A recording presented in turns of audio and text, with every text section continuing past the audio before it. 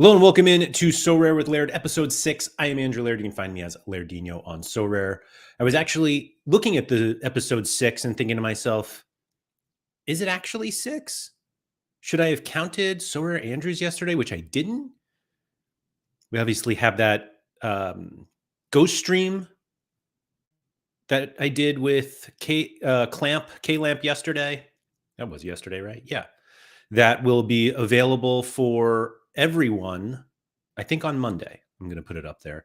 But everybody in the SoRare with Laird Patreon and everyone in SoRare FP Patreon were able to watch that video, which was all about SoRare MLB and how it may be a preview to what is coming to SoRare football. Patreon.com/Andrew M. Laird if you're really interested. Thank you to everybody for coming in. Looks like Hatling in about Velinux. I would say Velinu, but like, wouldn't that be EU or UEX? I don't know. And Toby Alexander on the podium. Congratulations to you three. Halligan said, if it ain't food talk, it ain't content, which is fair. And Toby said, a podium feels like the perfect place to inform you. I washed my rice for the first time yesterday. Toby probably feeling like a superhero today. So Samurai, what's up? Just missed out on the podium like I'm missing out on rice still. Tobias, love a Friday show. I assume, well, I don't know. Toby Alexander, are you a Tobias also? Stefan, what's up? Nepenthes calling first. Oh, K-Lamp's here. Kevin Lamponi. Interested in hearing more about the SoRare MLB content. I hear there's some really good stuff out there. Well, it's out there. It's out there, but not everybody can see it yet. So Sean Thorpe said, I'm tingling all over. May have to dip my toe into SoRare MLB. Clamp, I don't know if you saw, I bought my first card today. My first in-season card, that is. Kevin said, SoRare MLB making me tingly since 2022.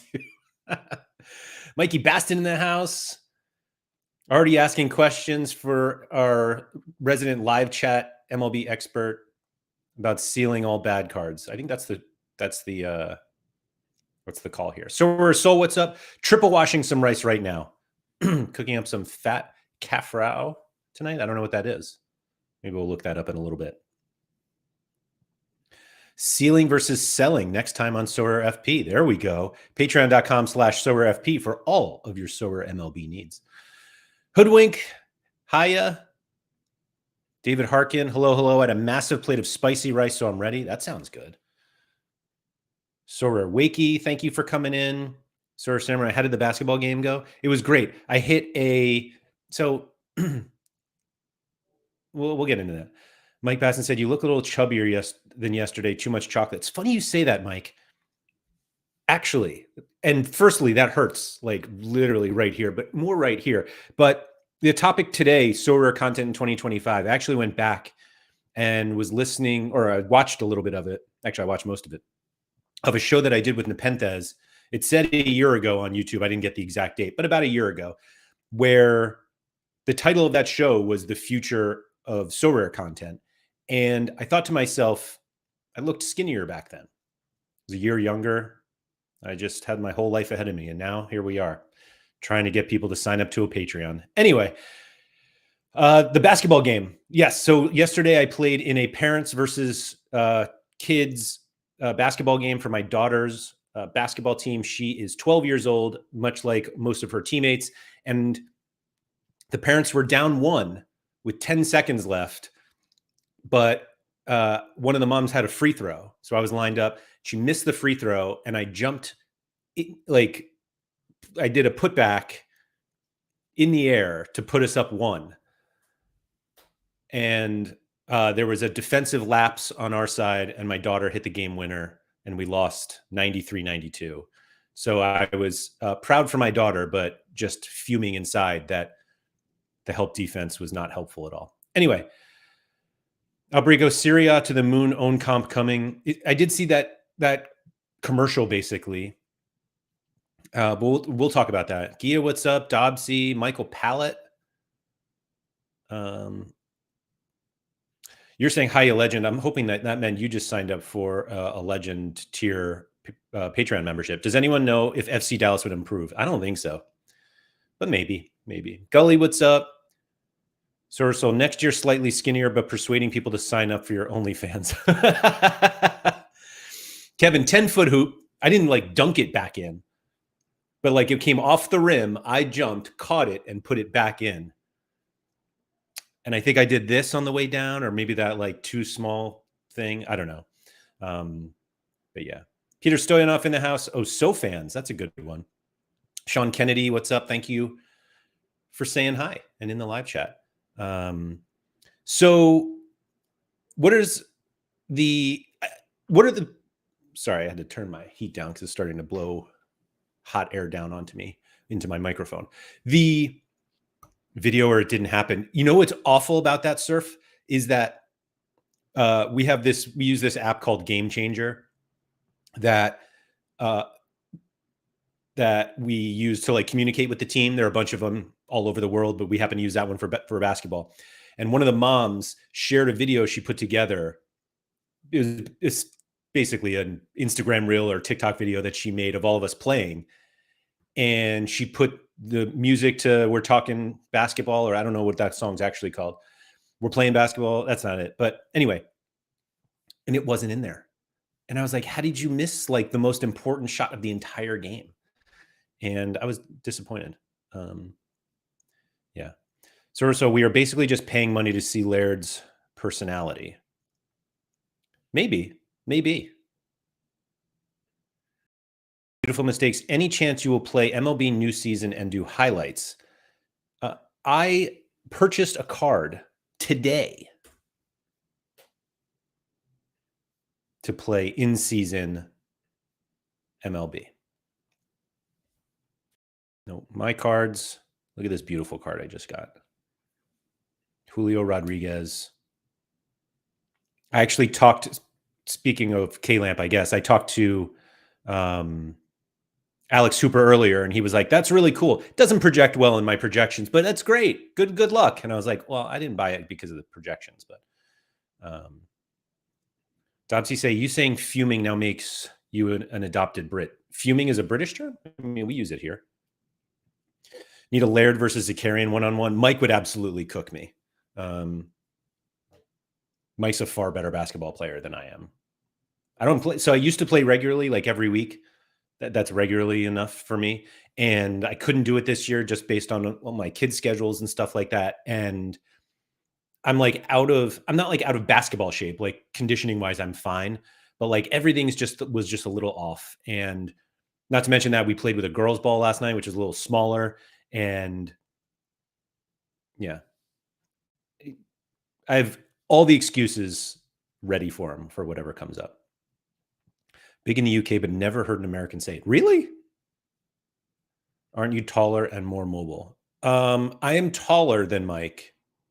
Barely. I'm probably not more mobile. Mike's quick. He's been posting some highlights too, because he plays regularly in a league, and apparently in a league that has video. And he can shoot really well too. So yeah. Anyway, the server said we use Game Changer for softball exclusively. Yeah, my daughter used to use it for softball too. The video is generally really small and fisheye lens, so I doubt it caught you in all your Ewing-esque glory. So she didn't tape it. She didn't like record it on Game Changer. She just like shared the video on Game Changer. She just took the video like on her own smartphone and then shared it on Game Changer. We do Game Changer video though for the basketball game so that people can watch it, like parents who can't go to the game. And the fisheye is kind of, it's like, I can imagine it being terrible for softball. For basketball, it's not so bad. You can zoom it pretty well. We got pretty good at it this season. But anyway, the SoRare, what are the like? What do you guys think that I came up with the title of this video, which is SoRare Content in 2025? Because I knew about SoRare asking somebody to become the next SoRare Star with this content creator tweet that they sent out. And so I'm curious about that, because I actually have always been curious what people think I know ahead of time. Generally, it's nothing. very rarely, even when I was at SoRare Data, like SoRare doesn't share that kind of stuff. And so it was just kind of funny that I saw that I wanted to talk about content, and I wrote it down last week in my trusty notebook here. The future of SoRare specific content, and please don't um, shame me for my handwriting, but and Mike said, no, this is from the notes you you finally made when Parrot Press mentioned it. True. But I wasn't sure when I was going to talk about it, but today felt like a good point. And then, yeah, they came out with this tweet here that said, become the next SoRare Star, which is funny because do you think that they think like, they're like, become the next John Nellis? You think they consider him a SoRare Star? I think they do. But anyway, no one knows the platform better than our dedicated community. Share your passion and get rewarded for it by posting frequent content on your channels, promote your sign-up link, and earn rewards such as revenue share, credits, merch, and more. And they have this nice little graphic for it. And Alex said it sounds like a poorly paid Uber driver job. What's funny about it is I don't think this is anything new. Like I assume, shout out to Daniel tagging me on. I didn't see that. I don't think this is anything new. I think this is just like hey, we need to get people to start talking about SoRare more and getting more people to sign up. Like I assume this is the same kind of affiliate situation that they've always had. And I am actually not a SoRare affiliate yet. Although, I don't know. I filled out the form, I'll be honest, to whatever. And I actually blew it big time when I joined SoRare and didn't become an affiliate, because I could have made so much more money based on the people that I referred and got to play SoRare. Instead, I just had the regular referral link and got my 30 referrals who bought 5 auctions. There's no instant buy back then, no limited cards. So they had to buy 5 rare cards, and I ended up getting an Eldor Shumadorov unique that I sold, and a bunch of others. I talked about that Franco Armani card that I got. But I don't think this is any different than the regular affiliate one where it's like, you get 10% of however much money they spend in the first year. And what's weird for me, and this is going to be part of the content conversation, is I don't really make content for people who don't play SoRare. And the point of all of this, meaning this next SoRare Star, like they want this to be a way to get people to make content, to get people to sign up for SoRare, which like I totally get. They absolutely should do that. But that's not what I do. And I don't think I'm going to do it. But I do make a lot of SoRare content. And we'll talk about that as well.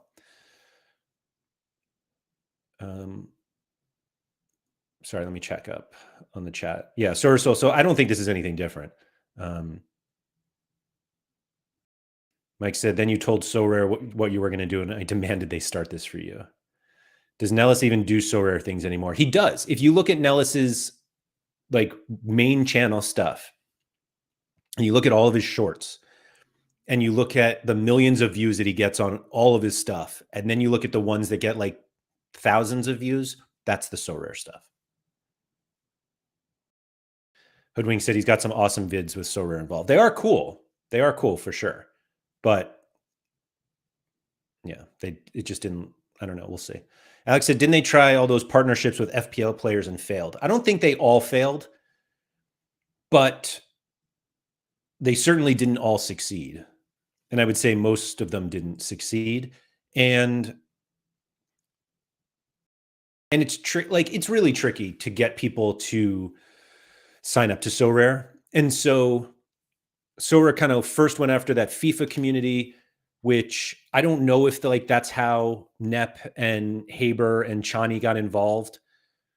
I think it is. Actually, I believe they reached out to Nep, and I hate speaking for someone else, but I'm fairly certain Nep told the story that SoRare reached out to him years ago and he turned them down and was just like, I don't know if I want to get involved in that. And then it came up later, like SoRare came back, like presented itself back to him, not necessarily from SoRare directly, and then he got into it.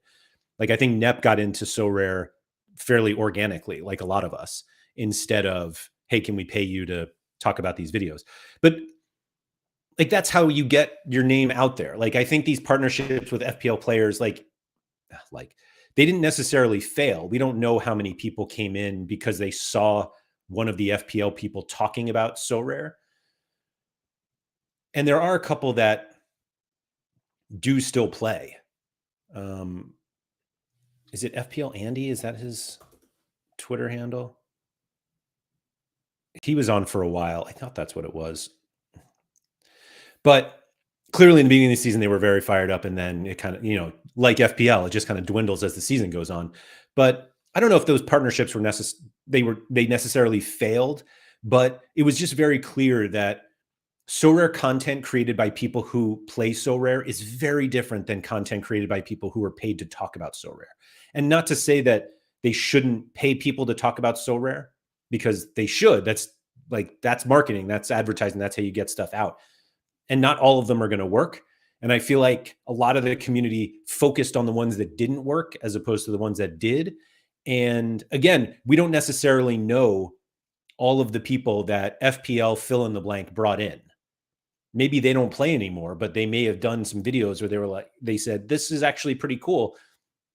Maybe we should do this. You should play this game. And people did. We just don't know that.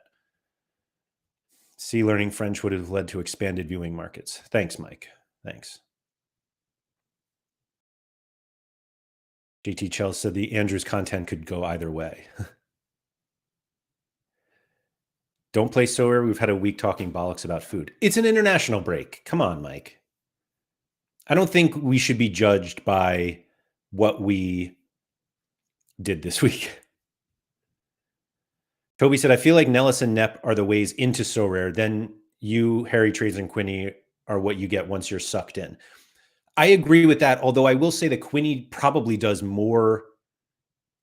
Quinny is the bridge, and Nep probably is too. But let's count Nep and Nellis as the way that SoRare gets the name SoRare out to whatever communities they want. General football fans who follow Nellis, and Nep probably has more of the EAFC community, and those guys talking about SoRare. And at this point, they talk about SoRare very, very differently, because Nellis, I'm not even sure if he still plays. I think he does. I know he does, because he sent me a message the other day, a couple weeks ago, about the lineup builder or something. But he just like has cards, so he plays them. Like I think Nep plays SoRare like we do. But Quinny actually does a lot of introductory videos. And if you want to learn more about SoRare, Quinny has that content. Quinny also has that next step of, once you're here, if you really want to like get stuck into things like MLS in season and how you play that and streaks and all that, Harry does his Road to Glory and all of his extra like lineup builder videos and gallery reviews. And then you come here once you're kind of sick of talking about SoRare, and we talk about everything else. But I'm just kidding, kind of. Again, international break. Please don't judge all of the content just on this week, unless you love it, in which case, please judge away. And subscribe to patreon.com/Andrew M. Laird. So, yeah, Toby said this feels like it's more towards content creators from other places to motivate them to onboard people. See, I disagree, because it specifically says like no one knows the platform better than our community. And so this almost feels like a call out to the community of, can you please promote our product more? Instead of talking about it to people who already play, can you please make more content to get people to play? Which is fair. It's just not the content that I have ever really made, except when I first joined. Like I first joined, figured it out, and then I wanted to invite a bunch of my friends, and I had this this path of getting extra cards and eventually getting a unique, and that became like a way for me to get that. That's how I earn my rewards of getting people in.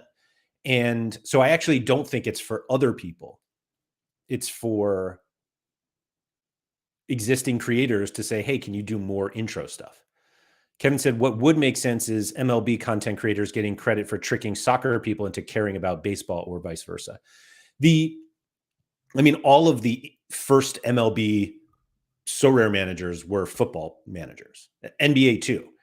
There weren't that many people who came in just to play those sports. There have been more and more over time, but MLB kicked off with almost exclusively football players. And I know that because we looked into that at SoRare Data, and it was an astonishing number of people who, or however you want to look at it, how few people played MLB and didn't play football versus the other way around. And that number obviously has grown in terms of there are more people who play baseball now that don't play football, as opposed to people essentially taking their football budget and moving it to baseball.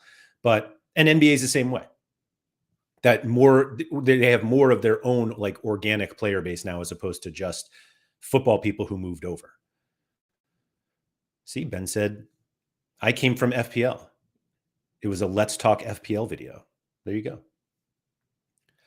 Alex said, FPL to SoRare is just completely different ball game than most of them probably don't have the time or the patience for. Maybe, but they're not trying to get all 9 million people who play FPL. And by 9 million people, I mean 9 million accounts that signed up. Who knows how, and God knows how many people actually play after September. But you want to get some of those people. There are people who love FPL and think, man, I wish there was a little more to this. And SoRare is that more in a tremendous way. And so I don't think going after the FPL community was bad. And frankly, when they went after the FIFA community, the pushback from the existing SoRare community said, those guys don't even spend any money. Why would you go to FIFA? Or they spend money, but they don't play fantasy football. That's what it was. They want to buy these things and play the game, and that's what they want to do. And then they went to FPL, and the argument was you should go to FPL people. And SoRare didn't have the Premier League on the platform, so it was almost impossible to sell the game to people who play FPL. Then when they got the Prem, we thought, okay, all the FPL people will come in. And then the response was, wait, they all play for free. Why would they come here and pay to play fantasy football?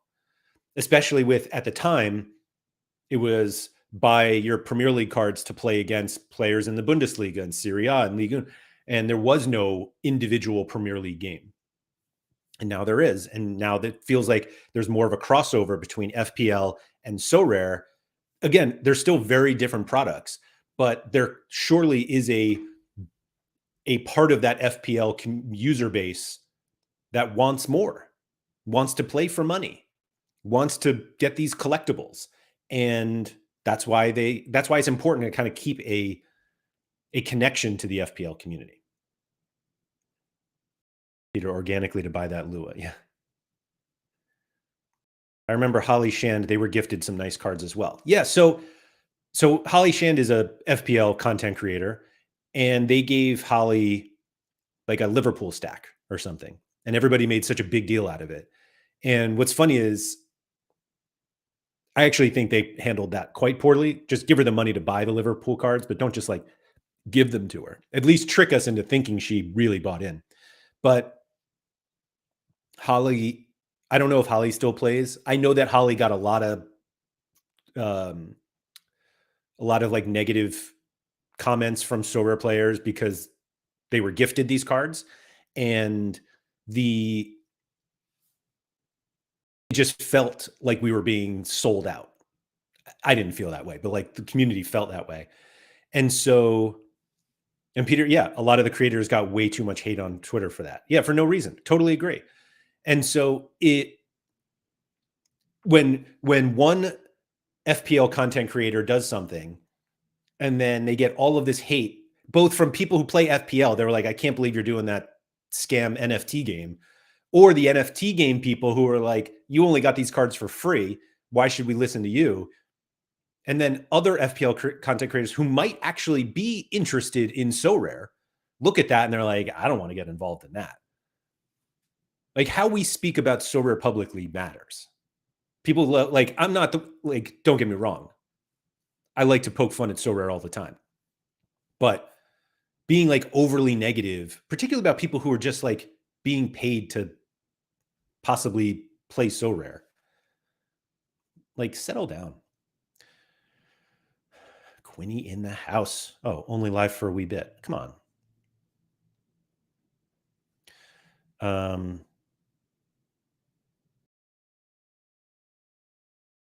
Hope you are well as well. Sorry. Minito, professional players don't care for SoRare. Maybe Greetsman is the only one that used to play regularly, but the rest don't care or even don't know the game. I think that's okay. I don't know why we should expect like professional footballers to want to play fantasy football. If you were a postman, would you want to be part of a professional fantasy? I mean, would you want to be part of a fantasy postman game? Pick which guys can deliver the most mail in a single day. I mean, maybe they just want to break. Marky said, I came from FPL. Yeah, see, there you go. Hoodwink said, SoRare managers want SoRare to advertise more and want more users, but when SoRare spend that advertising money to get more people on board, boy, does the community get toxic. I think the community just gets toxic because, similar to everything on the internet, as soon as they start advertising, we all become advertising gurus or marketing experts. And we were like, boy, that was dumb use of money. You should really have spent it over here because my buddy knows a guy who signed up for this other thing because they did that thing over on that pub board over there. Alex said Holly gave those cards away as a giveaway. Oh, that's nice. Okay. I wasn't sure if that's what they did or they ended up doing that because there was so much hate and they were like, oh, okay, I'm out. Take these cards. Mike said international breaks are for bitching and Twitter spats, so kudos for changing that narrative. Toby said, Quinny is the one you search out after a friend tells you to check out SoRare. Yeah, that's a perfect description. Skozer said, just had a quick look on Nellis's page. The only mention of SoRare I've seen was the link to join and get a free card. It's like in his videos, though. Like a lot of his player content is through SoRare, and the SoRare stuff is in that. And he said he did one the other day that was like about how much he spent on a card or something like that. I forget what it was. And then comparing that to how many donuts he could buy or something. It's not like that. Fantasy football, Ryan. Pros are allowed to play. Absolutely. They're not very good. Although Grimaldo wasn't bad. Greetsman just spent so much, and PK was just here to spend money. Seems slightly dodgy. I mean, is what it is. I do think that if they make the football common mode like NBA or MLB, that would be a good branch to get new players. So part of the discussion that I had with Nep a year ago in this video that was called The Future of SoRare Content, which is not to be confused with the evolution of SoRare Content, which is a video that I did with Mike Baston. But we talked about how the common mode at that time, which I don't even remember which one we were talking about, just didn't help there was no obvious bridge between playing the common mode and playing SoRare Pro, which they didn't call it then, but they do now. And I always thought Rivals was like getting there. I would argue with Sean Newsham, PSU fans too, all the time, that I thought Rivals was a better onboarding tool than everybody gave it credit for. But the original common mode was you basically got all of these common cards and played them in one lineup, and it was called Common All-Star, and you just went for it. And the problem was that all of the older users had all the best cards. But what my feedback on that one was, I had all the best U23s at one point in common, and I wanted to be able to play them in common U23 because one of the biggest parts of the game is where's the best place to play my card. And if you had an Mbappe, he was under 23 at the time. The question was, do I play it in under 23 or do I play it in All-Star or Champion Europe? And they had an opportunity to mimic that in the common game and instead just blew it up and created something else. But it did feel like there was an opportunity to mimic the game more. Like I thought that one mimicked the pro game more than any one that they've come up with since. Sorsol said, I imagine in the SoRare office, they have that Simpsons days since last meltdown counter up on the wall. Probably never got past 1. The IX boys may or may not have made it into the news about SoRare and the goalie situation there a while back. That's right. I forgot about that. Off topic, you've seen Club Leon have been kicked from the Club World Cup. I did not see that. R.I.P. James. Simo. Toby Alexander, wait till Monday. You'll be moving your football budget to MFL. Maybe. Speaking of MFL and NEP, so if anybody doesn't know, Mondays I'm going to do a show. I don't know if it'll be the only show or not, but I will definitely be doing one with NEP, noon Eastern. I think that's still 4 o'clock, 1600 GMT. About MFL. I'm going to see if he can convince me to play MFL. I've watched some of his videos, and I will say that NEP's enthusiasm for MFL looks very similar to when he got onto SoRare. And I don't know if he has like a deal with MFL or not, but he has like his own MFL channel right now. And he looks like he loves it. And I'm going to talk to him about that. That's all.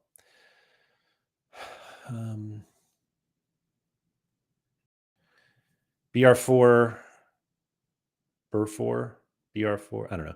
I can't remember how I joined, but it will have been from a FIFA content creator.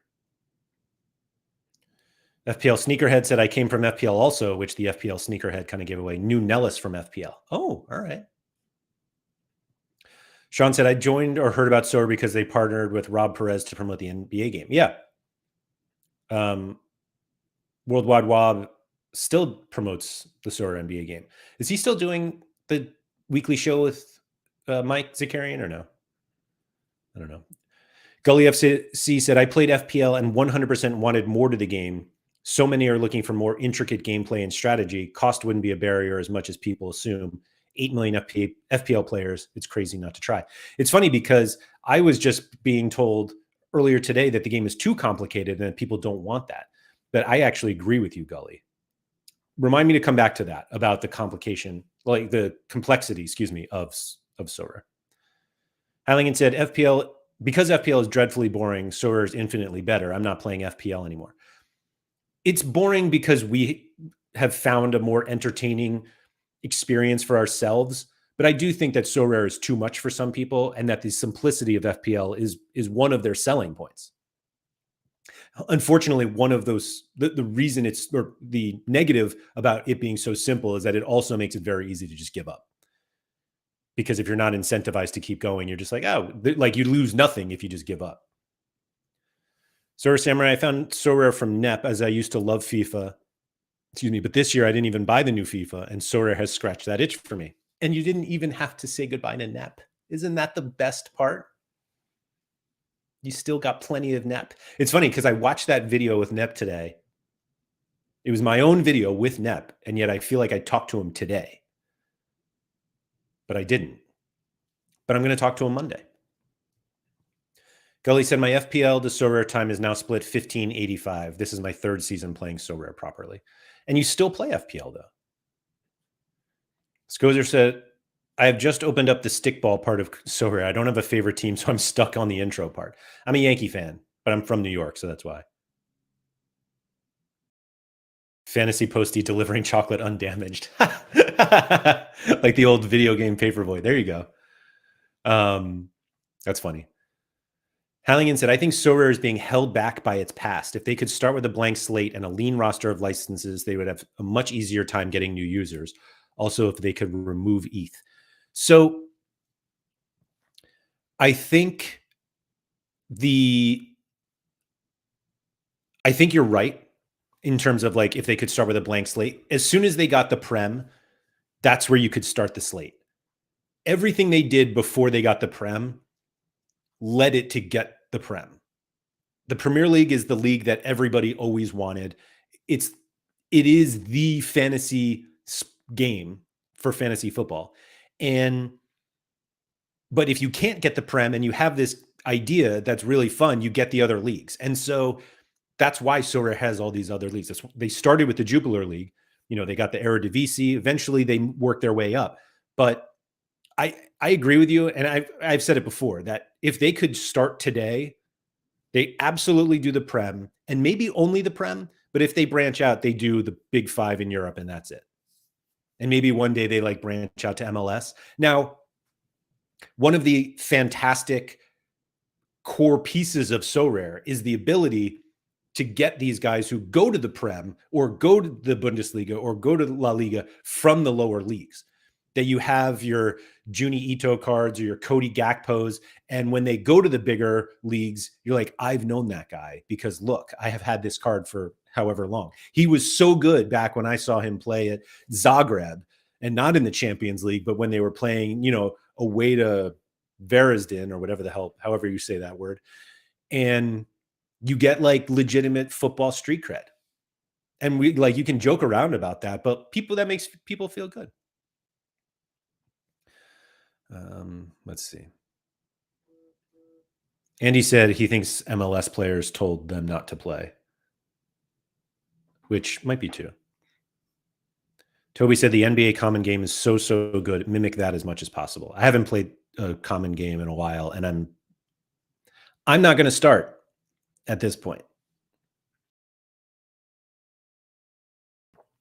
Samurai said people need to feel like they can win and have loads of different common modes. Seems like a lot better idea than just one all-star comp. I agree. Do you have access to the new common mode? I think Nep has. He has a free pack mission. I don't. Well, I don't know. I've done nothing to get access to it, and I've spent 0 minutes looking to see it. I'm far enough along where I get why Nep is doing it. That's not my place. And when I finally start talking about content in 2025, I'll address that. But I don't think that's my place here. Toby said he's not got to deal with MFL, if I remember correctly. That's Nep. It's possible. It's possible. I know he has a deal with SoRare now, but he didn't for a long time. Peter said, I heard about it because my roommate worked for the MLS PA office and was complaining about how all these cards had people in wrong positions. Oh, that's how you heard about SoRare. That's amazing. Dobbsy said, FPL to me is fun to play with friends. Like I'm not trying to win the entire thing, whereas SoRare, I want to win week to week. Like Basson said, FPL is not that simple anymore. They've gone SoRare Mega on us. SoRare Mega is supposed to come back. But I did see they have like coach cards now or coach chips or something. Oh, that's on FPL. What are the odds that FPL figured out coach card utility before SoRare? Unbelievable. Red or Dead, I joined SoRare because I heard it through Nellis on an FPL vid.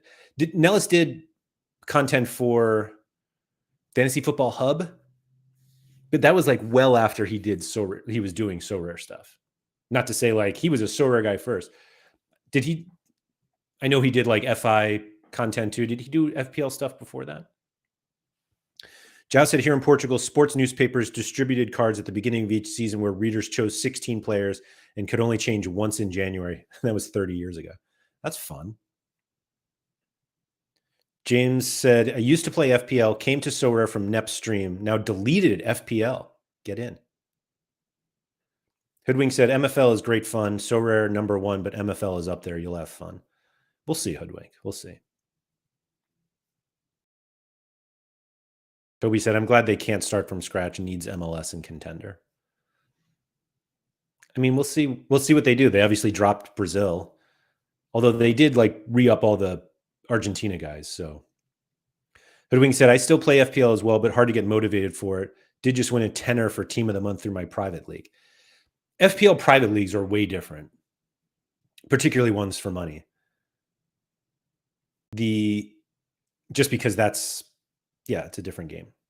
Like there are plenty of people who play FPL for money. Simo said, anyone remember playing fantasy football from the newspaper and sending your team off by post? That was the creation of Fantasy Postman right there. I'm just kidding. No, so I've caught up with the chat. So let me dive into the content part. So now that we're 41 minutes in, we can get to the topic. The way that sorry, now Toby's got a comment. Do you think, though, there's a next step for SoRare because 80% of the content is the community that comes up with it as opposed to the content? Is there another? Sorry, hold on. I don't know if there was another. Comes with it as opposed to hold on. Let me read this again. Do you think there is a next step for SoRare because 80% of the content is the community that comes with it as opposed to the content? Okay. That makes more sense. Let me get to that in a second. Yeah. SoRare Soul said FPL is big because of the social aspect. SoRare have to crack this playing and competing with friends angle. They tried that for a while with the private leagues and they just never took off. Goose said, I started playing SoRare when 2 FIFA guys I watched started playing. It's Salah and Rock. They've stopped playing seriously, but I haven't. Yeah, I saw that they gave up. They're like super young too, aren't they? They're like younger than Samurai.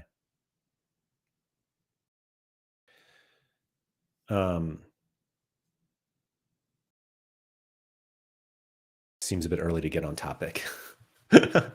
Thanks, Hoodwink. The content that exists, Halligan, I just searched Google for like SoRare license clubs and you can find it. So there's a considerable amount of SoRare content out there. Most of it is dead now, like it's outdated and doesn't make sense. And one of the jokes I made during the show that I was listening to earlier today was that the difficulty that I always had with SoRare content is that I wanted to make content that was relevant for more than a day. That in my previous job, I wrote about daily fantasy football slates. And so every day I was writing about stuff, and within 24 hours, everything I had written was just useless. And I didn't want to do that for SoRare. I wanted to make stuff that was a little more evergreen that you could go back and listen to, like this video I listened to earlier today.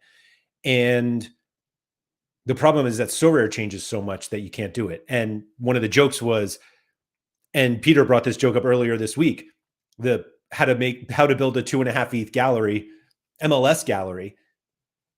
And now if you do 2.5 ETH, you're talking about uniques instead of rares, which we were talking about at the time. But you can just see the progression of SoRare prices through the content, where it was the best video, the best lineup for $500, the best lineup for $400. And then it was like the $30 lineup that can win you $1,000. And so ultimately the content I was making was just, it had a shelf life in itself already. But I spent the last 3.5 years at SoRare Data, and SoRare Data is not a product that people who just joined SoRare are going to know about, which is actually quite ironic because when I joined SoRare, I had a call with somebody from SoRare to walk me through it. And they said, go to SoRare Data to get all of the stuff that you need. And ultimately I went there for a job, but I was never really in a position other than right when I started. And this was back when I still worked for RotoWire, of making content for people who didn't play SoRare. Like I spent the first year, maybe not even a year. Yeah, probably the first 6 months of my time on SoRare, creating content, getting people to sign up for SoRare, because I saw that was like there was something that was the way for me to not have to put a lot of money into the game. I could get other people to put money in and I would get rewards from that, which is exactly what that tweet today said. Refer people, get paid, or get rewards. And ever since I joined SoRare Data, the content that I created was, this is why you should use SoRare Data. Here are all the tools, and I use the tools all day and you see them. And you get people to try to sign up for SoRare Data. But even at that point, the content that I was making was not for new people at SoRare, meaning new SoRare managers. Even though I think new SoRare managers would obviously benefit from using SoRare data, but it takes time for you to decide if you want to stay on the game. And then if you do, you take that next step by subscribing to SoRare data. And obviously this new venture that I'm on, that I'm now in a week in, I feel like I recognized an opportunity to provide content for a smaller part, making essentially a community within the SoRare community and making content for those people. And those people are not looking to join SoRare. Obviously, they're already here and they've been here a long time. They know my inside jokes or all the community inside jokes. We can laugh about it. And sometimes we talk about rice and whether you should wash it or not. You should. And so where I fit in the SoRare content ecosystem is very different than other people who do SoRare content. And so I'm not to say that what I do is unique or special in any way. Although I don't think that there are many people who stream 5 days a week or have set up a Patreon to help support that content and getting additional content like that. But there absolutely are people who want to create content. Let's call it full time. That's what they want to spend their time on. Quinny, thanks for coming in. Enjoy that pint. Ooh, and a steak. Let's go. And so a lot of the content that is out there now is like, it's copycat content, which I use that phrase, like it sounds negative, but it's actually something that came up in this conversation that I had with Nep a year ago, that a lot of the different, like there are many content creators who do the same thing. And part of the reason they do that is because they see an audience for people who like that kind of content. And so they say, if people like to watch that, I think I can do that too. And so they start doing it. And if they're good, a following comes from that. And the difficulty is that it felt like, and it feels like even to this day, that we have spent too much time focusing on what works and not trying to take a risk and look at and create something that we don't know if it works or not. And that actually happens a lot in SoRare gameplay, that you see somebody using a strategy and you're like, oh, I'm going to do that. That works. I'm going to do it. Or you look at lineups that have won and you're like, oh, I get that lineup. I'm going to go do that same thing. And some will even do it with the same exact like players. And then if it doesn't work for them, they don't necessarily understand why it doesn't work. And from the content perspective, the same thing happens, that people see the lineup builders which like Nellis did on stream 4 years ago, of like, hey, I'm going to make my lineups. Watch me. And a little community kind of grew. Like I used to watch Nellis's lineup building videos. And it takes a while before you realize you're not watching Nellis make his lineups. You're watching to hear what Nellis just wants to talk about. And he would talk about certain things during his lineup building streams. And like, that's where I found the entertainment value. I didn't care if he was playing Alphonso Davies in U23 or in Champion. You're like, I didn't care. And the benefits he got was he would like put someone in, someone's like, oh wait, he's suspended this week. So he would get the benefit of like the news that came in. But I think there were a number of people who saw that content and they were like, oh, lineup building, that's what I should do. And so more people started doing lineup building videos. And Nep called it, what was it? I was going to say, I think he called it low hanging fruit, but I think that was actually that would have been better than what we called it. Bottom of the barrel content, whatever it was easy. Like, easy was the word that we described, that if you're just sitting down to do your lineups anyway, and you're just like, oh, let me just turn the camera on and talk to some people, that's about as easy as it gets. And it feels like a lot of the content hasn't really evolved. And, we've moved to like creating lineups for other people. And Harry's the first person I saw do that on a regular basis of, I will help you build your lineups. And there was a time where Sean and I did those gallery reviews, which is very different. And I kind of had mentioned it previously that I think those kind of ran their course, because, and like we didn't feel like we were being helpful by the time we finished it, because all of the questions ended up being the same. People weren't learning the strategies that we were talking about. They could only feel like it applied to them if we were talking about their cards. And you can't do that for every single SoRare manager. And then Royal Ivy came along and started doing some really like hilarious SoRare content. And it's actually kind of funny because that content kind of disappeared and then it came back, I think, after what was the Ultimate Champions? I think he went to play Ultimate Champions, and then that kind of like puttered out, and now there's more SoRare content, which happens to like a lot of people. You know, your interest comes back and you want to play it. But that was like really original stuff. And it just seems like if you go onto if you go onto YouTube, and almost all of the SoRare content that I'm really aware of is on YouTube. I mean, there's some on Twitch, I guess, but it's video based. There's very little writing about SoRare for a number of reasons that I can get into, but basically the biggest reason is people don't like to read. No matter how much you like to write, you need enough people to read it, and I don't think people want to read. And you know, there are podcasts obviously that eventually go to YouTube because they're like, oh wait, most people just want it on YouTube anyway.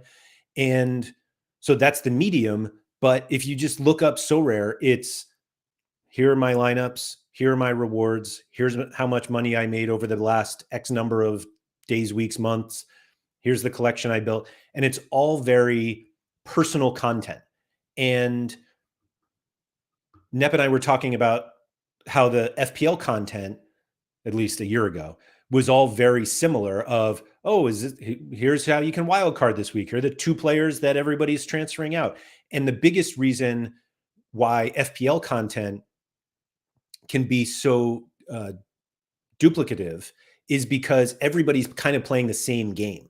You all have access, everyone has the access to the same players, and you know, the prices may be a little different depending on when you get them, but SoRare is incredibly personal. It is your budget, and the cards that you buy are different than the cards other people buy. And you could follow strategies if you want, but it's almost, it is literally impossible to get exactly what somebody else has. And so a lot of the SoRare content is here's what I'm doing, which should be content of here are some strategies you can learn based on what I'm doing. But most of it is just here's what I'm doing, and let's see if it works, or hey, this worked. And there needs to be, and maybe it's more on the viewer of making sure that they get more out of it, but it does feel like we are still at that point in SoRare content of this is what I do, watch me do it. And it's just not all that exciting.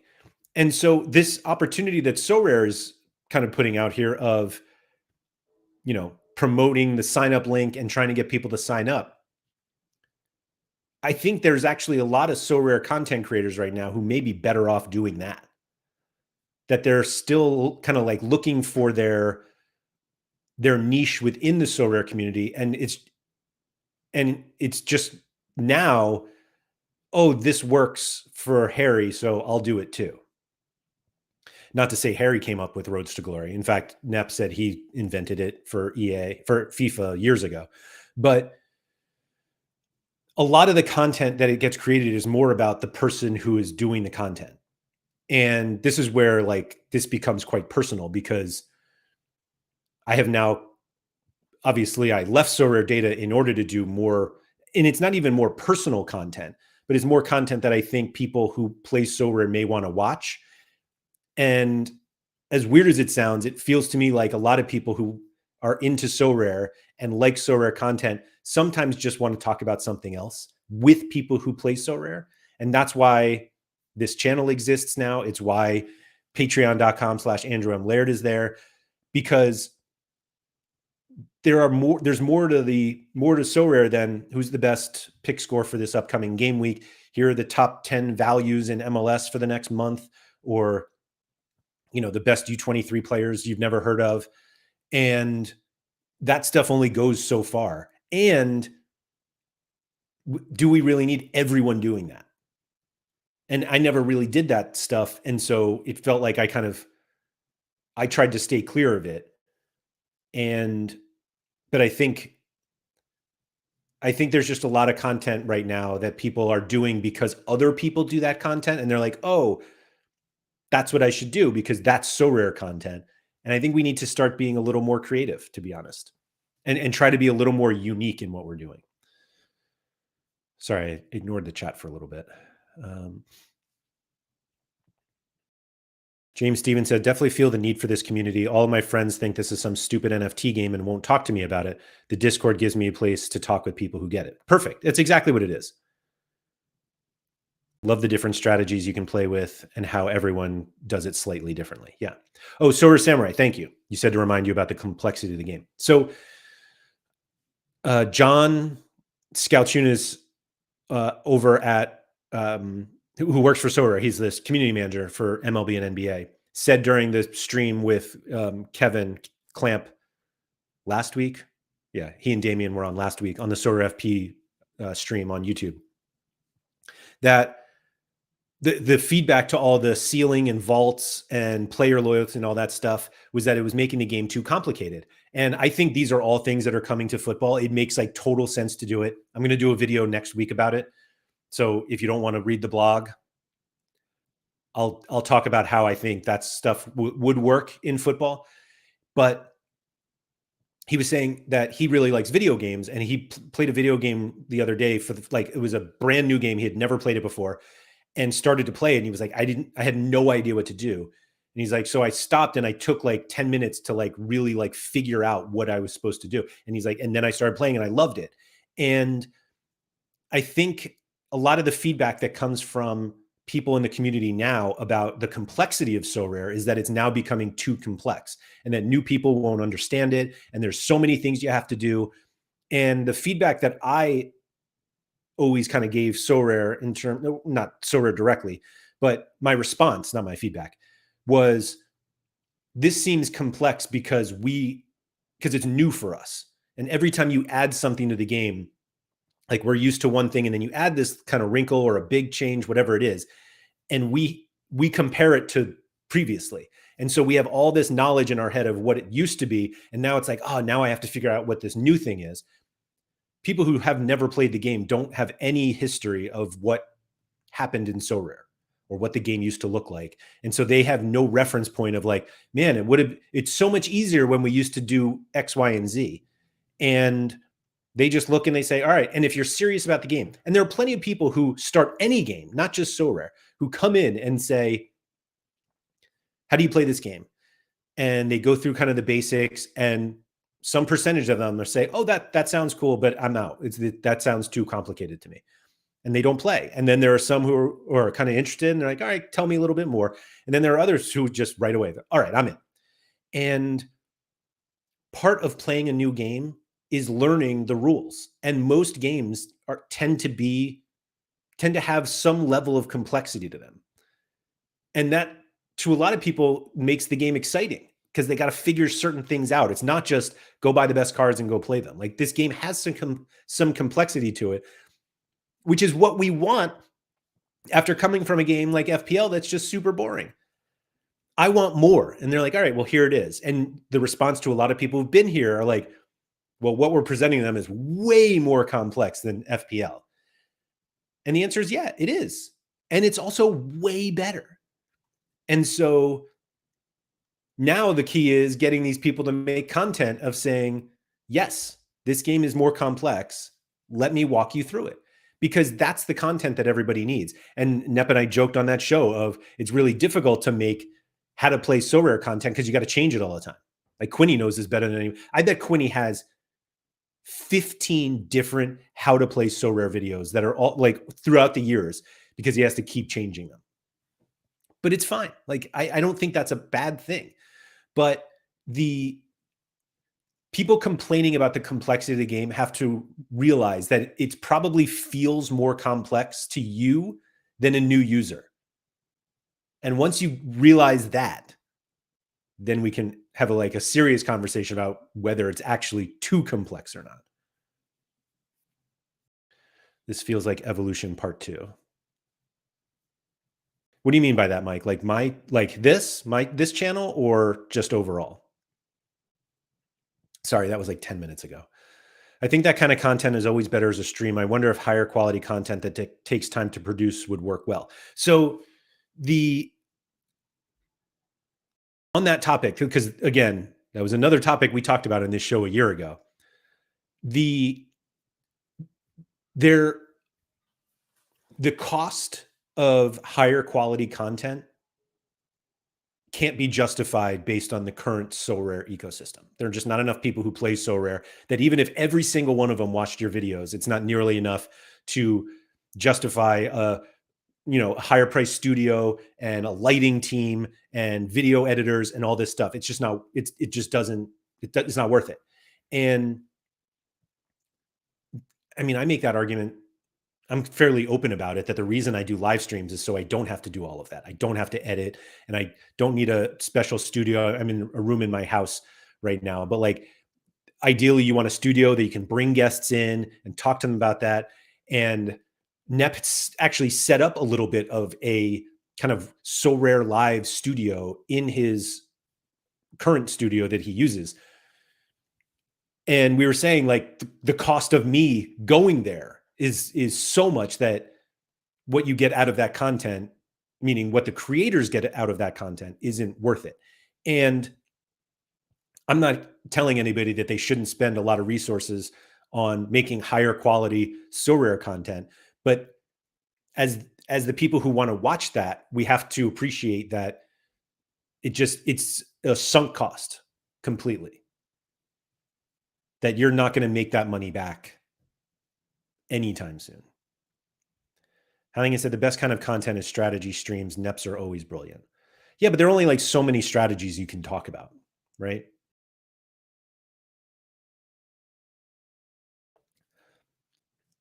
Samurai's talking about Flindle's budget battles.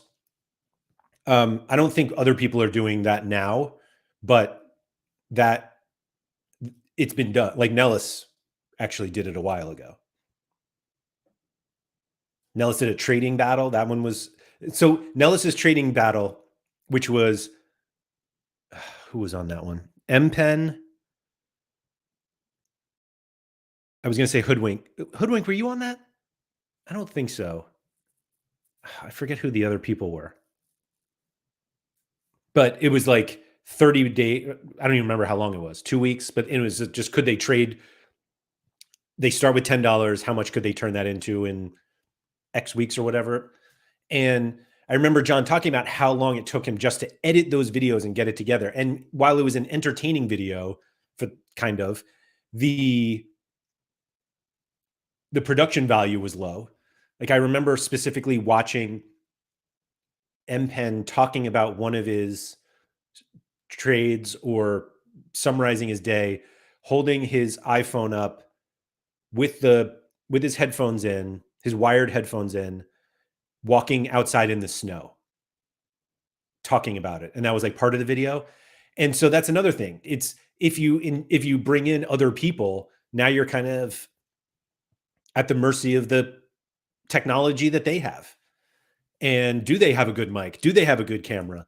And it just spirals. And so, yeah, we all love quality content, but it only goes so far. Royal Ivy is an outlier in his content. Always a good watch. Totally an outlier. But about that, like not anybody can do that content. It wouldn't be funny if I did it. Hoodwink said, is this going to end with a petition to make it a double back on my airwaves? I hope so. I miss Make It a Double for sure. So me too. Which reminds me, I really should get Simo on cooking, or what was it? Cooking up with Laird? It's coming, Mark.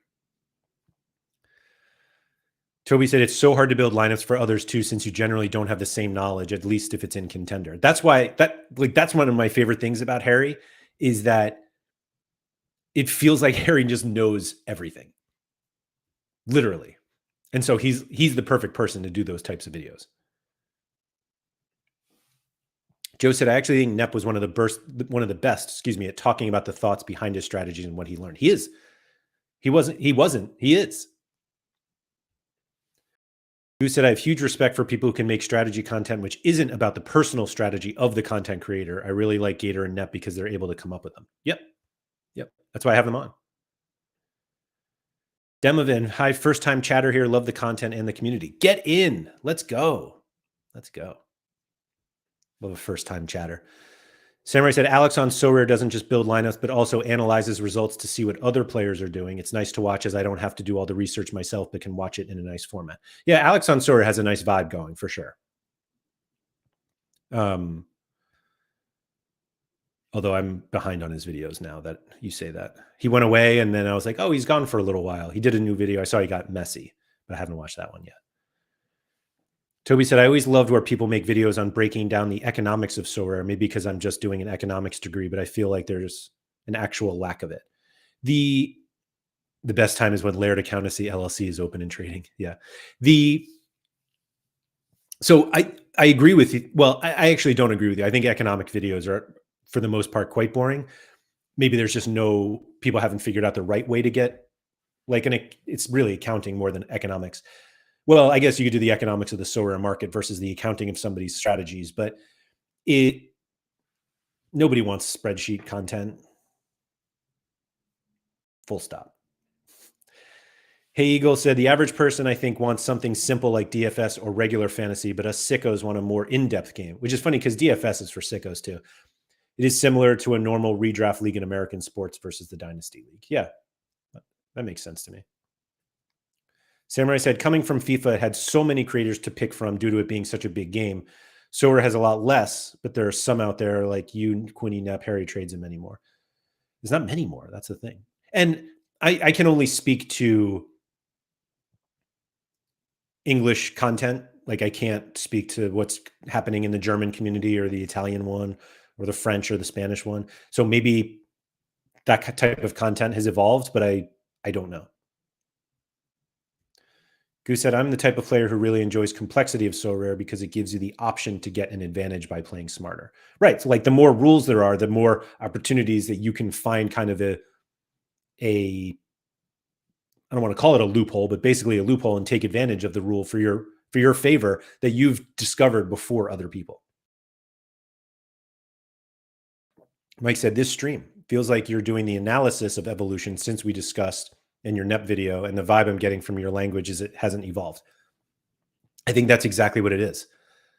Show me the ETH. That was the name of the show. Yeah. And I think that's it, Mike, that it really hasn't evolved in a year. And it hasn't.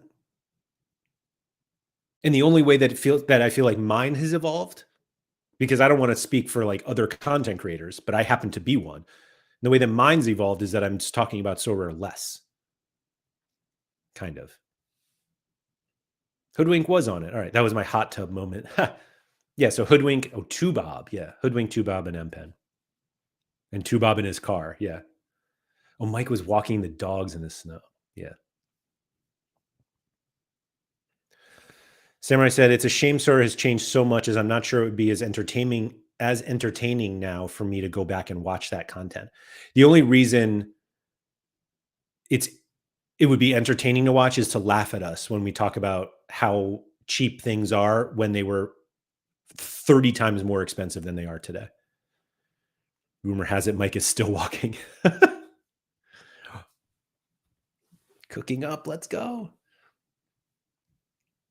Rice should be cooked twice, no water the first time. Oh, like risotto? Samurai guest special, cooking me up some rice to try for the first time. Samurai, where are you from? You don't have to totally dox yourself, but like, where are you from that you've never had rice? Hoodwink SoRare Sunday roast, cooking a roast and chatting SoRare. I'm in. Oh, that's such a good idea. That is such a good idea.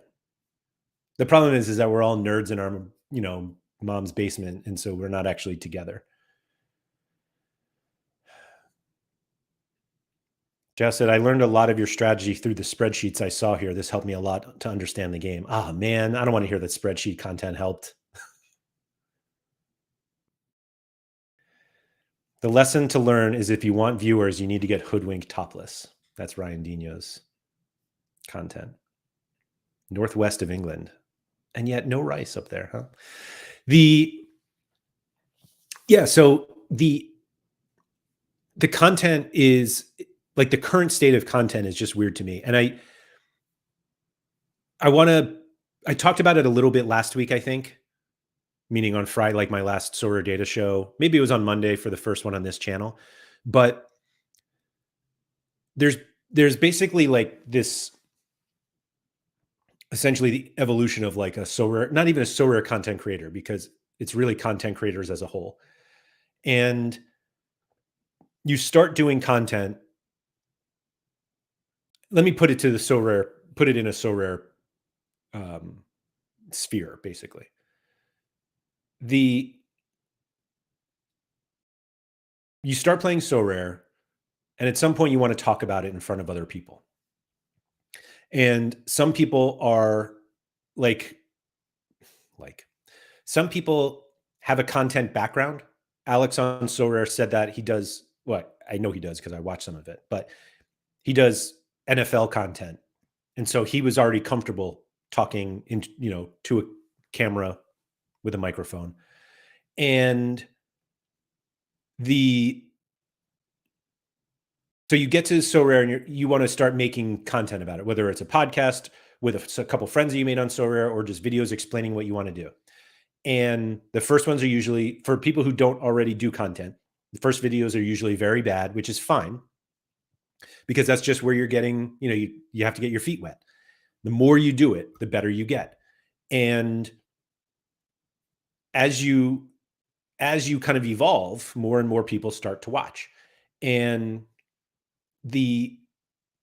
what you talk about on your shows should be what you want to talk about and not necessarily what you think people want to hear. And that's what's kind of unfortunate about it.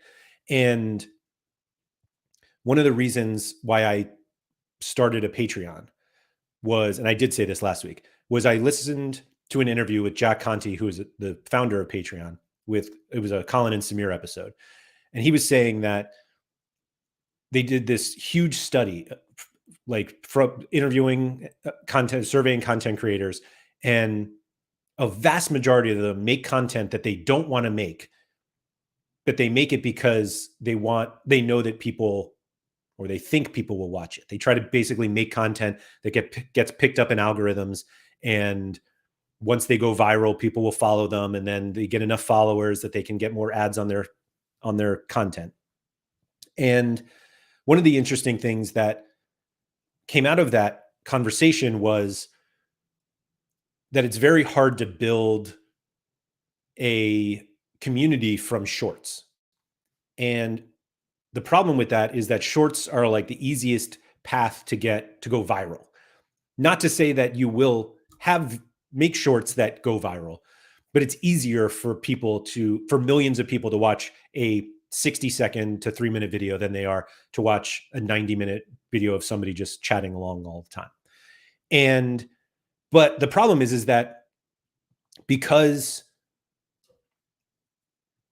virality, is fully dependent on the platform that you're on, meaning if TikTok or Instagram or YouTube thinks that people are going to watch your video, they will send it out to as many people as they can. And if they don't think it's going to be valuable, they don't. And so you're totally at the mercy of the platforms deciding if what you're creating is good enough to be shared everywhere. And one of the really interesting things that Conti said was specifically on TikTok, if you're somebody who like is a content creator who also like sells merchandise, or you're an artist, or you're a musician who is trying to get people to buy tickets to your show, if you do a video that is really effective in getting people to buy your tickets, which usually requires like going somewhere else, clicking link, going somewhere else and buying tickets.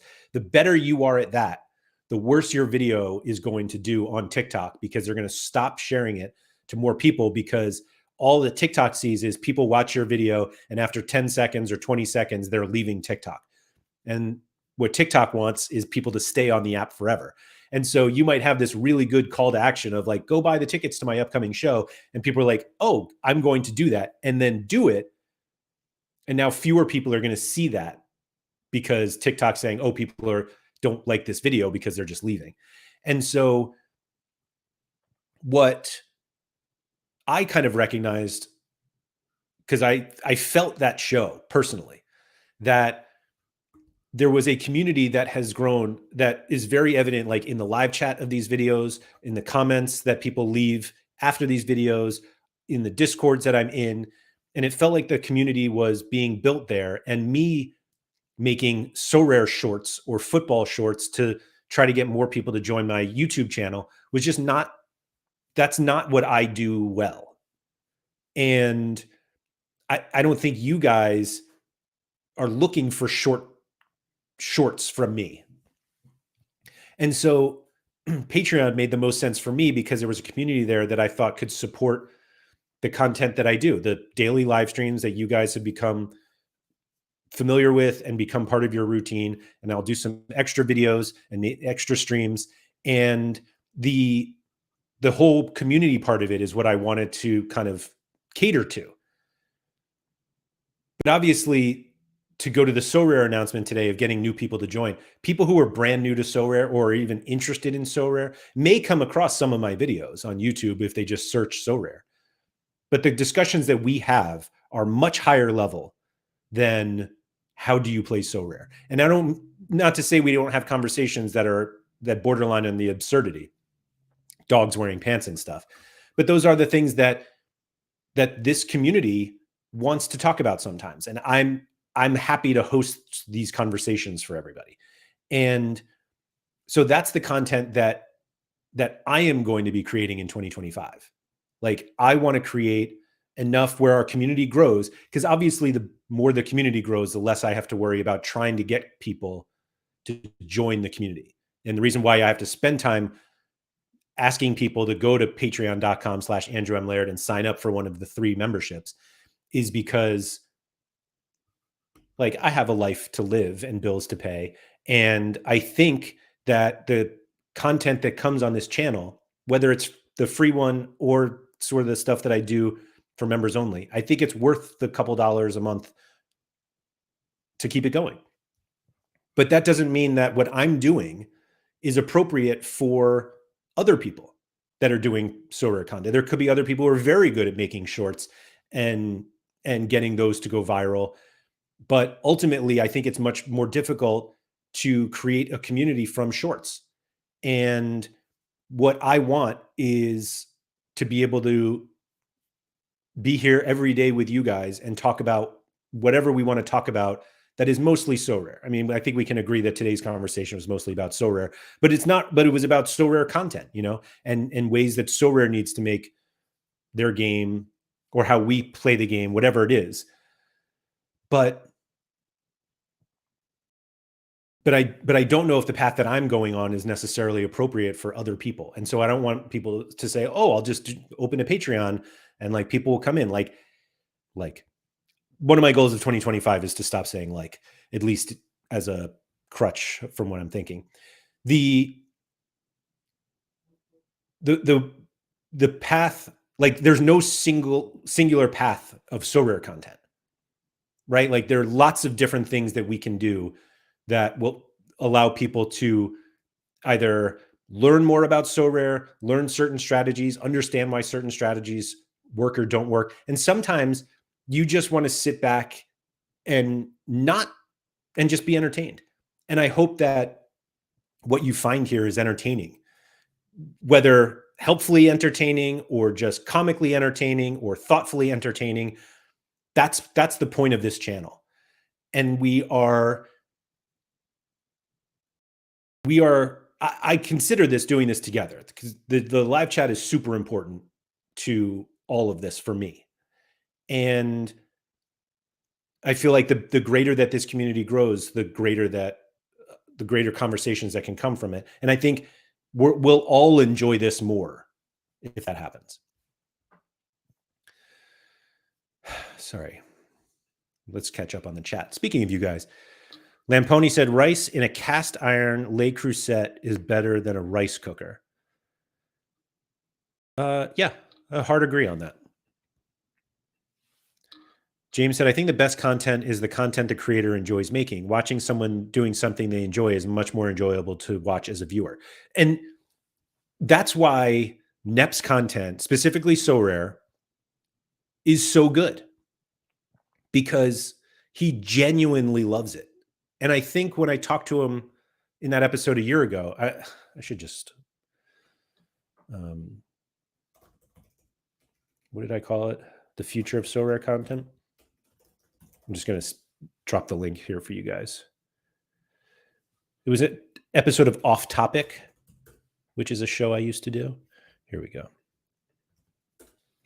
So I just dropped it in the live chat. That's the video. It's literally called The Future of SoRare Content. And he, like, the content he made, it was genuine. He was not getting paid to get people to sign up. He was just saying, hey, this is how I'm playing this game that I really love. And so that comes out. And so he's making content that he's passionate about.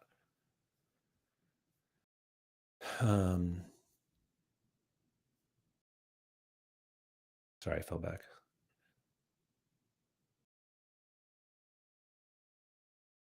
Goose said, is SoRare content able to evolve? I don't know if there's a lot of opportunities that haven't been tried before.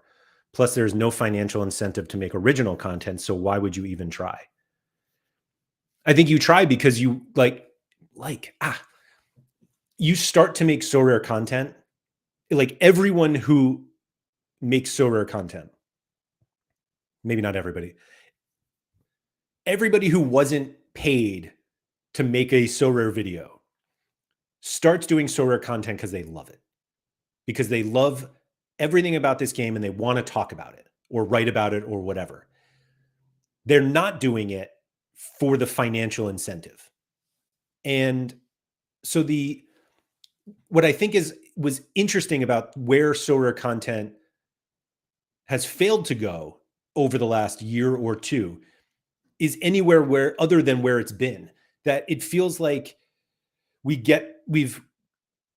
have new people who want to do content, and instead of doing the content that they want to do or talking about the things they want to talk about, whatever those things are, whatever moment that they sat down and were doing something on SoRare or doing something on SoRare data and thought, I need to do this on video so I can share it with other people. Whatever that moment is, I feel like gets lost by people who think like, oh, I really like this. I want to do some content. What's out there how do I get involved? Oh, I do it by doing lineup videos, or I do it by, and all the stuff that we've already done. So I almost feel like there's a lack of, not a lack of creativity, but it almost seems like people have seen the content that exists and think that's how I need to do it, which is a lot of how people play SoRare, that they see, oh, the Ajax stacks years ago, that's how you win. Or, oh, I'll just do Bayern stacks and I'll win everything. And they don't actually either A, think about how they started to play, or B, think on their own. And I think from the content perspective, there's too much influence by what's been done for people who want to do something different. They think they want to do something different, or whatever brought them to the content is different. And so, yeah, they might not have any financial upside in the short term, but the people don't start making content because of the financial upside. It's like a far off thought. Like, sure, if you enjoy it, you think, boy, I would love to do this as like a job. If I could do this every day, it would be great. And as someone who does it, it's great. I agree.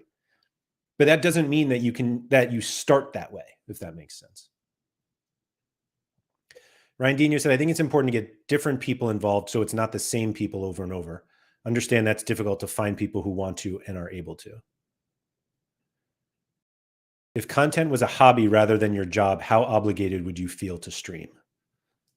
Are you talking to me, Mike? Or is that just like a generic? I don't know. It's very different to like have to make time to stream versus this is my time to stream. Simo said, we started Make It a Double-Double with the aim to be different and focus on the social elements of the game. I think that's why we loved it. Toby said, this sounds a whole lot like do what you think is fun. It will be better in the long run, which is a classic Toby response to everybody who says, should I play this competition or this competition for better ROI? And Toby said, just play whatever you think you will like the most because you'll spend more time of it. How would you describe SoRare in one sentence? When I've told friends about it in the past, I've said NFT and they switch off at that immediately. It's a fantasy football game that you play with football cards. That's how I describe it.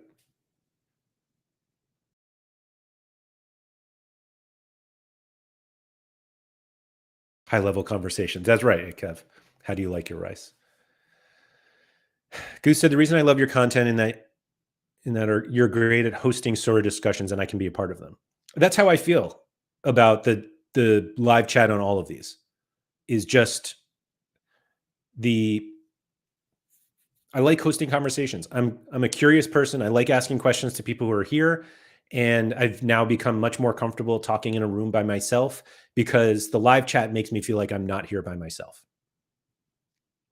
And you guys can participate as much as you want without a camera and without a microphone, and nobody has to know who you are. And you could just go by a name, SoRare Samurai 205, and that's it.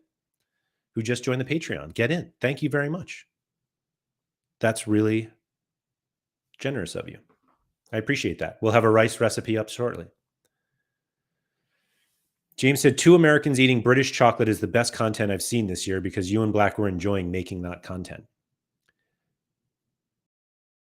Man, it's only March 21st though. But that was fun. That was fun. And obviously it had nothing to do with SoRare. Despite Andy and I streaming together for the 186th, maybe the 185th time, mostly has been about SoRare. Maybe. Used to be. And sent chocolate from the UK by somebody else who plays SoRare, who happens to enjoy the content. I think he said, how much does your channel / Patreon have to grow to become a viable source of income if you're okay talking about that? So I do want to talk about that. I didn't necessarily want to talk about my Patreon specifically, but the content, like YouTube content, is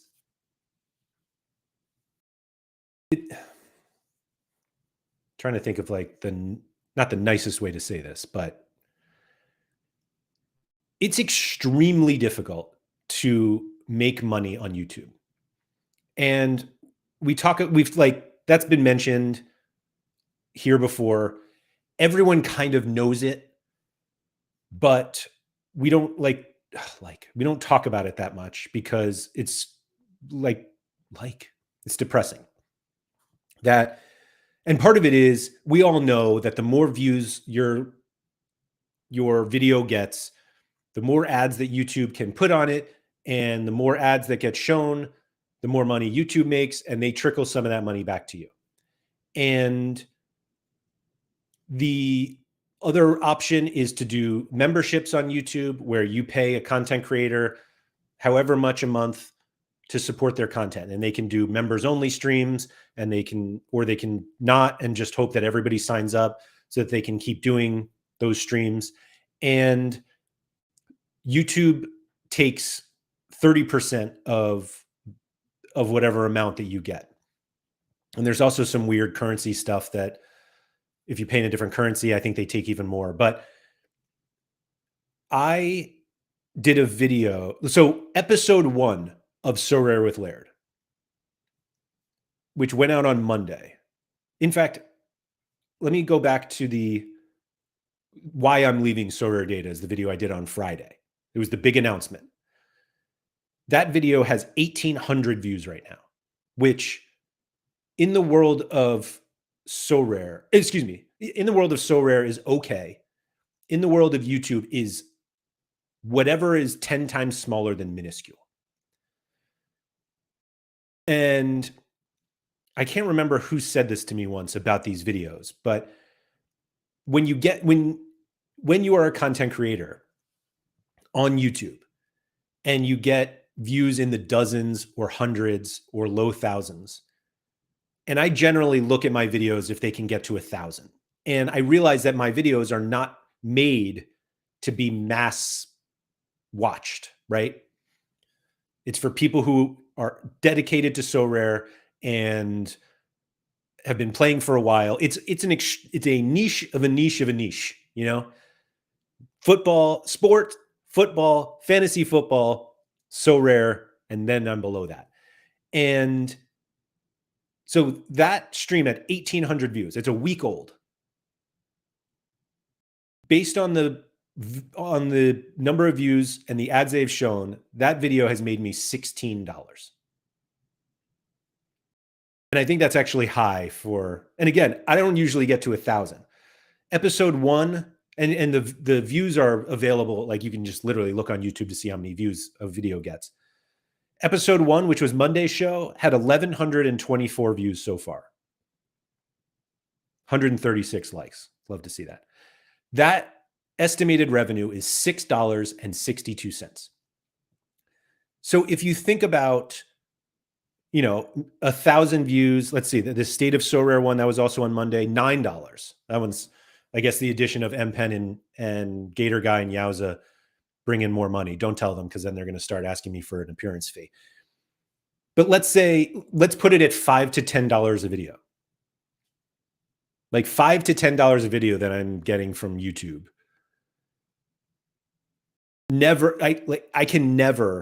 Realistically, I will never be able to make enough money to be a viable source of income relying on YouTube ads. And I think I said this on Friday, but one of the reasons I went to Patreon instead of doing YouTube memberships is that YouTube takes 30% from you and Patreon takes like 8%. Now, I think they should take money. They're obviously hosting everything that they're doing. All of the payment processing is through them. It's very, like, they make everything better, easier. But it's just, particularly when it comes to SoRare, there are just not enough people who are playing to only rely on views. And the easiest way for me to get more people to like subscribe to my channel is to do non-SoRare football videos or something.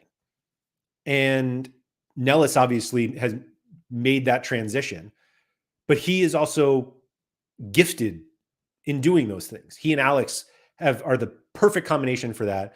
And they now have like almost 4 million subscribers. Maybe they got to 4 million. They were close the last time I looked. We can't all do that. I can't do that. I'm not good at that stuff. That's not what I feel like my strengths are. So my Patreon, patreon.com/AndrewMLaird, has 3 membership tiers: supporter, which is $5 a month, OG, which is $10 a month, and Legend, which is $20 a month. And the reason that I opened the Patreon is because, again, I would not be able to stream 5 days a week and live off of the $7.38 that I make every time I post a stream. And so while I am offering additional things on the Patreon, I do feel like a lot of the Patreon fees essentially are going to support these daily live streams. And I have no plan to I have no plan to make them member only live streams every single day. But maybe there is a point where that happens, or maybe that I do 3 live ones and 2 for members only. And what's weird about that is that there's obviously some sort of number where it makes more sense to do all of them for free if enough people are paying, kind of subsidizing the free ones essentially. Or if there are enough people, you think, okay, I actually don't need to do any free ones. I can do all of them for members because we have enough members to justify that. And so I don't know what the number actually is, but I haven't reached 150 people in the Patreon yet because I haven't done the third giveaway. If you are somebody who is interested in joining, the first 150, what are we up to? 131 paid members. Once I hit 150, I will do another giveaway like the one I did earlier this week, giving away either my Sparta Rotterdam or Ghent limited in-season collections. And then the idea was when I got to 200, I'll do the next one. And I would love to give those away soon because it means there are more people who appreciate this content enough to pay for it. And I've always looked at paying for content differently than a lot of people because I've been fortunate enough where I've had full-time jobs that paid me to make that content, but I've always been very, what's the word I'm looking for? I've always kind of acknowledged that a lot of content creators are reliant on these memberships. And so I pay them. And like I said, I've been a Quinny member for over 3 years, Harry for over a year. I subscribe to Mike Zakarian stuff. And it's because I know how much they rely on those things. And now I've put myself in that same situation. And I hope that enough people, like I said, enjoy this content enough that they're willing to take the $5 that they spend on something else and spend it on the Patreon. Chris said, I remember following someone on Twitter that used to have a go at people not joining his live streams. Like on Twitter, he would. Simo said, I'm a firm believer everyone and everything can be interesting and engaging if you just ask the right questions. Totally agree with you, Mark. I love that line. Love it.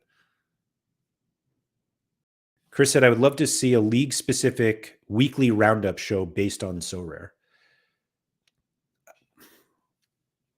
I thought about doing that for a long time, doing like game week reviews, basically. The biggest problem for SoRare is there's just so many leagues.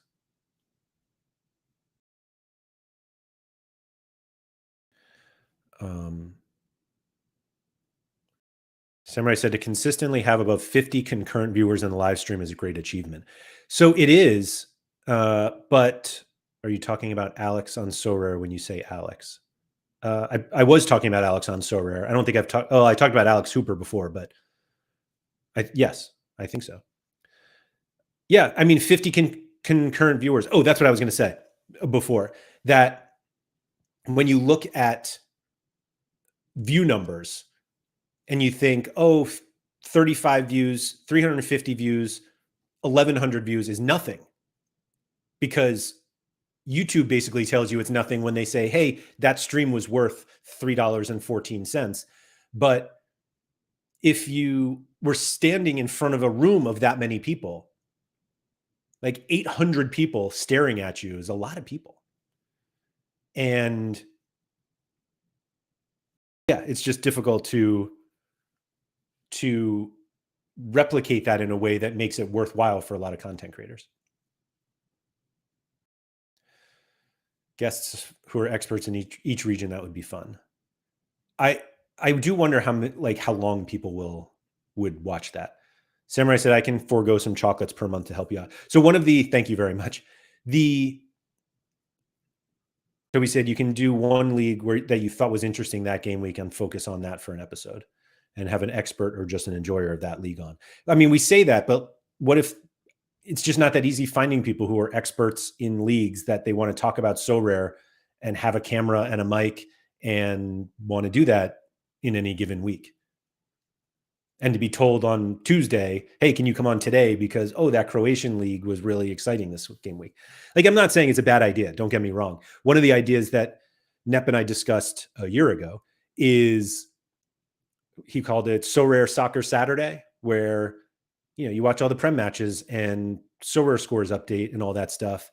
And yeah, it's a cool idea, but you also have to get people together to do that. And it's just not that easy. We all talk about how we don't know anybody in our real lives who watches SoRare. And yet now we're like, hey, let's get all these people in a room together every single week at the same time to talk about something. It's hard, especially because SoRare is just not big enough yet. But maybe if we all did more content to become the next SoRare Star, enough people would play SoRare that we could all do this. Simo said, we did a live podcast with Quinny at SoRare Sevens with about 60 people. The room was packed. The live chat was much more shy, which is funny because everybody was drinking too. But you're right.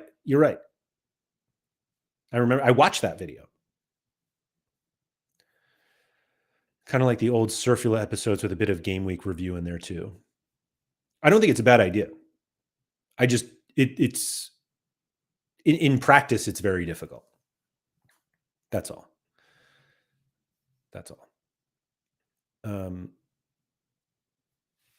So yeah, that's where I am. On content so far. Obviously, I have plans for lots of different type of content coming up, and it's more just kind of workshopping exactly how to do it. But I'm at a point now where it feels like every new idea I have content-wise, I should show to my Patreon members first. And that's what I'm probably going to do. So please join the Patreon.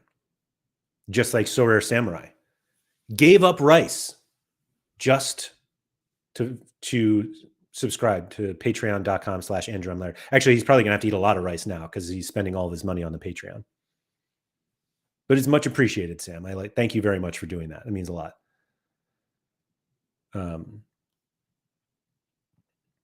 Simo said, I also offered Nellis 2,000 pounds if he could get Klopp to give me a hug for a video.